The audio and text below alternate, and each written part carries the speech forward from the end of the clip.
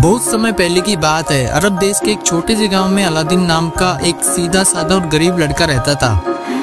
वह अपनी माँ के साथ छोटी सी झोपड़ी में रहता था, लेकिन उसके दिल में बड़े बड़े सपने थे। एक दिन उसके गांव में एक रहस्यमयी जादूगर आया। वह खुद को अलादीन का चाचा बताकर उसे अपने साथ एक पहाड़ी की गुफा में ले गया।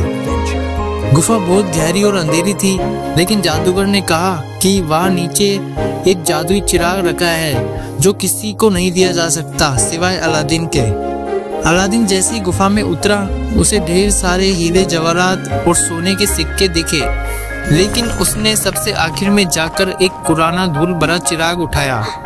जैसे ही उसने चिराग उठाया, जादूगर ने उसे अपनी ओर आने को कहा, लेकिन चिराग पहले मांगा।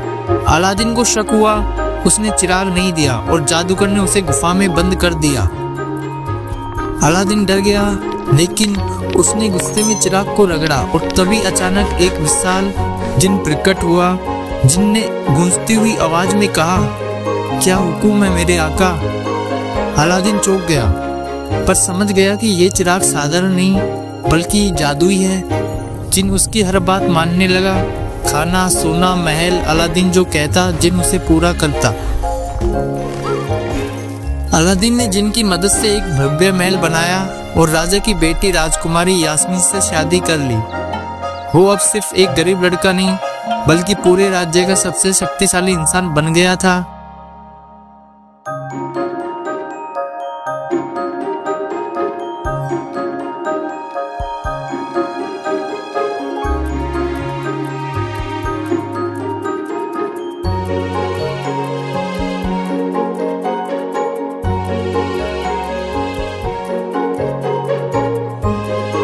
लेकिन कहानी यहीं खत्म नहीं हुई। वही जादूगर वापस आया और चालाकी से अलादीन की गैर मौजूदगी में राजकुमारी से चिराग छीन लिया।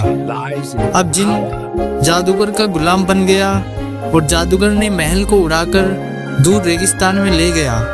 जब अलादीन लौटा तो उसे कुछ समझ नहीं आया, सब कुछ गायब था। अलादीन हार मानने वाला नहीं था। वह हिम्मत से दोबारा निकला, सच्चे दिल और बुद्धि से उस जादूगर का पीछा किया। लंबी खोज और कई मुश्किलों के बाद उसने जादूगर से चिराग छीना और फिर से जिन को रगड़ कर बुलाया। जिन ने उसकी निष्ठा और साहस देखकर खुशी खुशी उसकी मदद की।